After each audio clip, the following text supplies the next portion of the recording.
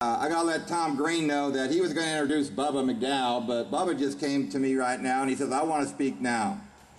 And usually what Bubba wants or what Bubba knows makes him angry, so we're going to let Bubba speak. Bubba from what Bubba knows.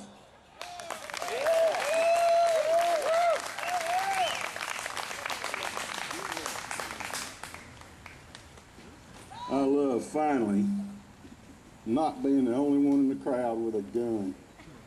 Everybody say, freedom! Freedom! That'll look good. There's a lot of things that need to be said today, and I assume that with the lineup of speakers our organizer put together, most of those things will be said, maybe more than once. So I'm not going to take up much of your time. I only have a couple of things to say. But it'll be enough to get me in trouble with my wife, but that's her fault for letting me up here without a shot collar. Yeah. I need to start by addressing two particular groups of people that I think are present here today. The first group are the reporters, the journalists, and photographers of the mainstream media. Your industry, your business, is one of a kind. You enjoy the protection of the Constitution. Your job and your ability to perform it are mentioned in the very First Amendment in the Bill of Rights. Congress shall make no law abridging the freedom of the press. With that constitutional protection comes grave responsibility and duty, both of which you have failed miserably to fulfill.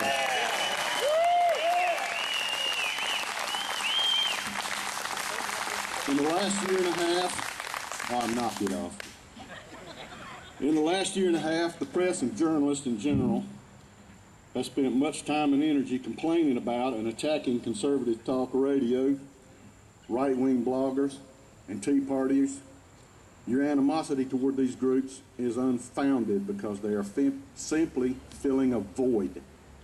In your headlong support of the socialist agendas, you have become nothing more than the press corpse of the Democrat Party. Your inability and or refusal to report news and facts in an unbiased manner, your dereliction of constitutional duty has created that void, a vacuum that had to be filled. Now, I dare you to report that I used the words press corpse. I double dog dare you. I have a question for the media today, and it's this: are you nuts? Look around you. You're surrounded by heavily armed right-wing extremists. Locked and loaded. Do your editors know that you have willingly and knowingly entered into an area with a high concentration of armed, racist, redneck, gunslinger wannabes? Because according to the so-called conventional wisdom and the blowhards of the mainstream media, all of us are gun nuts. We're mentally unstable and looking for an excuse to kill somebody. That's right. It is generally accepted opinion of liberals, like your editors, that given the number of people and guns concentrated in this small area, a gunfight is due to occur within moments. So unless you're well armed as well, you should probably leave. But if you insist on staying, keep your eye on that guy, and that guy, and especially that woman right there. They have crazy eyes, and they've been known to quote Josie Wells.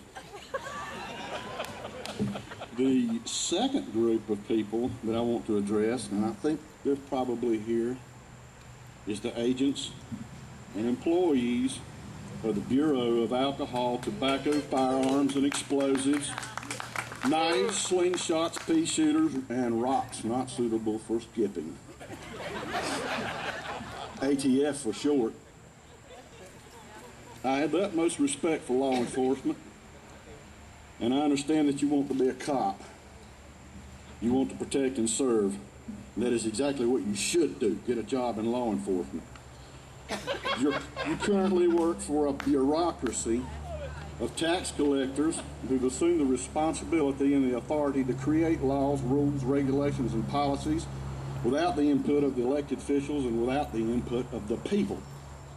Your Bureau has also assumed the authority to arm itself to enforce the laws they fabricate and change at will. Now, to the rest of you, I want to say thank you. You're welcome. I gotta quit that. Thank you for coming. Thank you for coming today. Thank you for keeping and bearing arms. Thank you for fulfilling that, your constitutional responsibility. But I ask you not to let it be just today that you do so. Arm yourself tomorrow as well, and every day. We Americans have become too tolerant and too accommodating of the sensitivities of others, especially when those sensitivities are detrimental to our liberty and independence.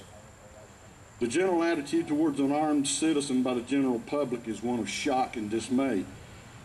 It's born of ignorance, and that's our fault.